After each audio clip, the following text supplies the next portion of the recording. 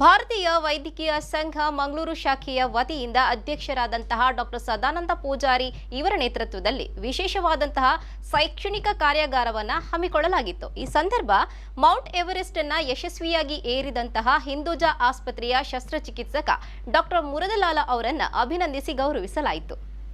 ಭಾರತೀಯ ವೈದ್ಯಕೀಯ ಸಂಘ ಮಂಗಳೂರು ಶಾಖೆಯ ಆಶ್ರಯದಲ್ಲಿ ಶೈಕ್ಷಣಿಕ ಕಾರ್ಯಾಗಾರವು ಸಂಘದ ಡಾಕ್ಟರ್ ಎ.ವಿ. ರಾವ್ ಸಭಾಂಗಣದಲ್ಲಿ ಸಂಘದ ಅಧ್ಯಕ್ಷ ಡಾಕ್ಟರ್ ಸದಾನಂದ ಪೂಜಾರಿ ನೇತೃತ್ವದಲ್ಲಿ ಜರುಗಿತು. ಡಾಕ್ಟರ್ ಸದಾನಂದ ಪೂಜಾರಿ ಅವರು ತಮ್ಮ ಅಧ್ಯಕ್ಷೀಯ ಭಾಷಣದಲ್ಲಿ ಸದಸ್ಯರು ಮತ್ತು ಅತಿಥಿಗಳನ್ನು ಸ್ವಾಗತಿಸಿ ಶೈಕ್ಷಣಿಕ ಕಾರ್ಯಾಗಾರವನ್ನು ಸಂಸ್ಥೆಯ ಸದಸ್ಯರ ನಿರಂತರ ವೈದ್ಯಕೀಯ ಶಿಕ್ಷಣದ ಅಂಗವಾಗಿ ಆಯೋಜಿಸಲಾಗಿದೆ ಎಂದು ನುಡಿದು ಸದಸ್ಯರು ಇದರ ಸದುಪಯೋಗವನ್ನು ಪಡೆಯಬೇಕೆಂದು ಸಲಹೆ ನೀಡಿದರು. This evening, graced by the presence of our chief guest, Dr. Timmaya R, DHO Mangaluru. He is the person service before self, and he was awarded by Best Administrator by the Chief Minister of Karnataka, Dr. Siddaramaiah. So your presence, we are truly honored by your presence, sir.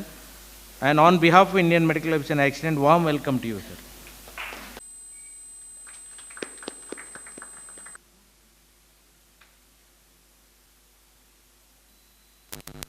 Our today's main speaker, Dr. Muradalal, Senior Consultant, HOD, Surgical Oncology at PD Hinduja Hospital, Mumbai. Sir is specialized in head and neck, thyroid, parathyroid, lung cancer, and is highly regarded for his expertise in complex cancer surgeries. Notably, become the first Indian doctor to summit the Mount Everest in 2013.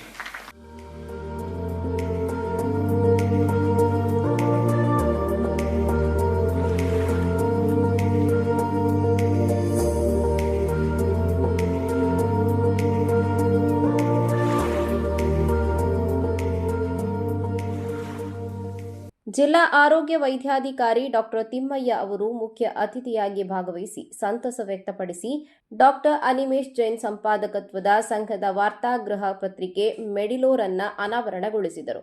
ಇಂಥ ಒಬ್ಬ ಅಸಾಧಾರಣ ವ್ಯಕ್ತಿತ್ವದ ವ್ಯಕ್ತಿಯೊಂದಿಗೆ ನಾನು ಕೂಡ ಒಂದು ವೇದಿಕೆಯನ್ನು ಹಂಚಿಕೊಳ್ತೇನೆ ಅಂತಂದರೆ ಅದಕ್ಕಿಂತ ಒಂದು ಸೌಭಾಗ್ಯ ಇನ್ನೊಂದಿಲ್ಲ. ತಮಗೆ ಅಭಿನಂದನೆಗಳು. ನಿಮ್ಮೊಂದಿಗೆ ನನ್ನ ಜೀವನ ಅಮೂಲ್ಯ ಕ್ಷಣಗಳನ್ನು ನಾನು ಕಳೆಯೋದಕ್ಕೆ ಅವಕಾಶ ಮಾಡಿಕೊಟ್ಟ ಸದಾನಂದ ಪೂಜಾರಿ ಅವರಿಗೆ ನಾನು ಧನ್ಯವಾದಗಳನ್ನು ನಾನು ತಿಳಿಸಬೇಕಾಗಿದೆ. ಸಂಪನ್ಮೂಲ ವ್ಯಕ್ತಿಯಾಗಿ ನಗರದ ಎಜೆ ಆಸ್ಪತ್ರೆಯ ಮೂತ್ರಪಿಂಡ ಶಾಸ್ತ್ರ ತಜ್ಞ ಡಾಕ್ಟರ್ ರಾಘವೇಂದ್ರ ನಾಯ್ಕ್ ಅವರು ಮೂತ್ರಪಿಂಡ ಮತ್ತು ಹೃದ್ರೋಗ ಶಾಸ್ತ್ರದಲ್ಲಿ ಇತ್ತೀಚಿನ ಬೆಳವಣಿಗೆಗಳು, ಪರಿಕಲ್ಪನೆಗಳು ಮತ್ತು ಚಿಕಿತ್ಸಾ ವಿಧಿವಿಧಾನಗಳ ಬಗ್ಗೆ ಅತಿಥಿ ಉಪನ್ಯಾಸಕ ನೀಡಿದರು. So when I say DKD, it means the diabetic kidney disease. And most often many people think that when I say DKD, it means the most of the time the creatinine would have been on the higher side. It's not true actually. When the term DKD is used, it has two things. One is the creatinine part or the GFR part, and the second is the proteinuria part. When it comes to a cardiovascular disease, when they compare to the general public, the diabetic patient have 3 to 4 times or 2 to 3 times more risk for those cardiovascular events. It can be a non-fatal MI, it can be fatal MI, it can be a heart failure risk. All those things are much more or 3 times more commonly seen with a diabetic patient. And when these things are there, the chance that they're going to get hospitalized is also very high. Father Muller ವೈದ್ಯಕೀಯ college ಮತ್ತು ಆಸ್ಪತ್ರೆಯ ಹೃದ್ರೋಗ ಶಾಸ್ತ್ರ ತಜ್ಞ doctor Pradeep ಪಿರೇರಾರ್ ಅವರು ಹೃದಯ ಆಘಾತ ವೈಫಲ್ಯ ಸಂದರ್ಭದಲ್ಲಿ ತುರ್ತು ನಿರ್ವಹಣೆಯ ಬಗ್ಗೆ ಅತಿಥಿ ಉಪನ್ಯಾಸ ನೀಡಿದರು. So this is a new molecule, vericiguat. Basically, at the subcellular level, because of the free radical injury, endothelial dysfunction, there is nitric oxide deficiency. So this molecule, vericiguat, which is currently available, it increases the nitric oxide availability as well as increases the cyclic guanyl cyclase activity. Thereby, it acts at multiple levels, even at the heart, vasculature as well as renal system. So thereby, it reduces the myocardial fibrosis, myocardial stiffening, and causes the vasodilatation. ಇದೇ ಸಂದರ್ಭ ವೈದ್ಯಕೀಯ ಕ್ಷೇತ್ರಕ್ಕೆ ಸಲ್ಲಿಸಿದ ಅನುಪಮ ಸೇವೆ ಮತ್ತು ಪರ್ವತಾರೋಹಣದಲ್ಲಿ ಸಾಧಿಸಿದ ಸಾಧನೆಯನ್ನ ಪರಿಗಣಿಸಿ ಅವರನ್ನು ಸನ್ಮಾನಿಸಿ ಅಭಿನಂದಿಸಲಾಯಿತು.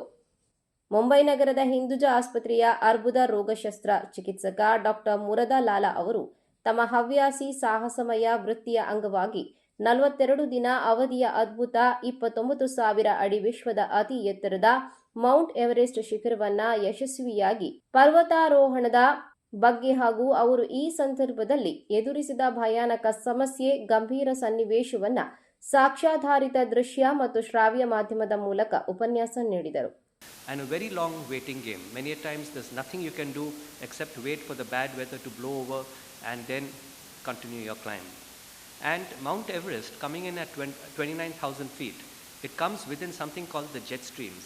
These jet streams are extremely strong winds that rage across at that altitude with velocities of approximately 200 to 250 kilometers an hour.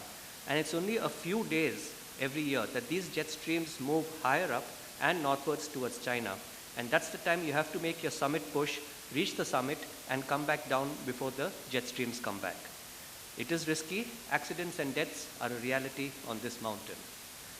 So in 2018-2019, this image was flashed across the world saying that the world's highest traffic jam is now on Mount Everest because it's become very crowded, it's become very commercial. To a certain extent it's true, but the problem is that this year, the summit window which I told you about was just for about 6 days. So anybody that year who wanted to summit Mount Everest had to be at this point to be successful, because when they were at this point, they would be able to reach the summit and get back down. So that is why everyone was crowded into those few days, and the rest of the year nobody was on Mount Everest. But that's what it had captured, and they said it was as if that, it's such a crowded place throughout the year, because this was the image they took. All these people were waiting to summit that mountain on that particular day. Now, when I decided to summit Mount Everest, I had a small problem. I had not done mountaineering prior to this. So I contacted groups in India, but they said you are too old to do the basic and the advanced mountaineering courses, because I was 50 years when I wanted to do it, and they said only below 40 years you are allowed to go in for those courses. And I found a Canadian group, and they said come to Nepal and do these 3 peaks with us. And while we were climbing these 3 mountains, this is in the region of Everest only, they teach us everything that we need to know about the climb to the summit, about ice climbing, snow climbing, crevice crossing, crevice rescues. And only after successfully summiting this and sort of going through this program will they allow you to come back for a bid at the summit. He was Tim Rippel. He is my team leader. He is the Canadian team leader. And here he's teaching us something how to use this Gamoff bag. Now this cylindrical thing can be wrapped up into something like a laptop bag, and we carry it with us on the mountains. And in case on the mountains anyone gets acute mountain sickness, the only treatment for that is rapid descent. Many times it's not possible because of the bad weather.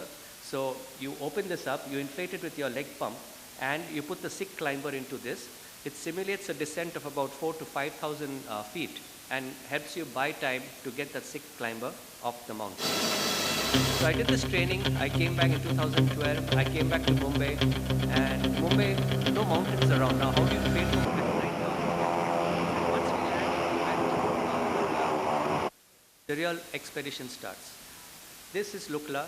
Now there will be no more roads, no more vehicles, and everything that you need for your climb goes in on the back of these yaks or the Nepali porters. These Nepali porters, phenomenally strong people, carrying these massive loads, and still they'll be walking 2 to 3 times faster than you can walk.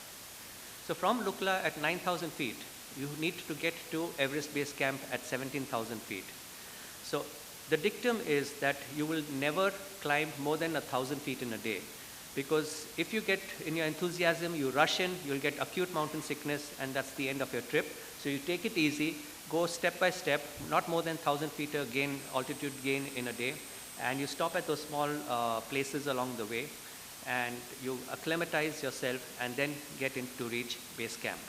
So initially you've got a lot of forest area and the suspension bridges, and you see the Tibetan prayer stones, the prayer wheels. And it's important, wherever you go, whichever place you go, whichever country you go, always respect the local custom. So when we see a prayer wheel, you're supposed to keep it on your right hand side, move it in a clockwise direction, and they say that your prayers go up in heaven. So whenever you see a prayer wheel, you'll always keep it to your right and move it like that, clockwise, so that you're respecting their local customs. So initially a lot of forest area, a lot of waterfalls, etc. But as you get into the Sagarmatha National Park region, it's then the entire topography changes. Now it's only ice, snow, and rock. At a place called Dingboshe, the highest spiritual leader of Nepal, he resides over there.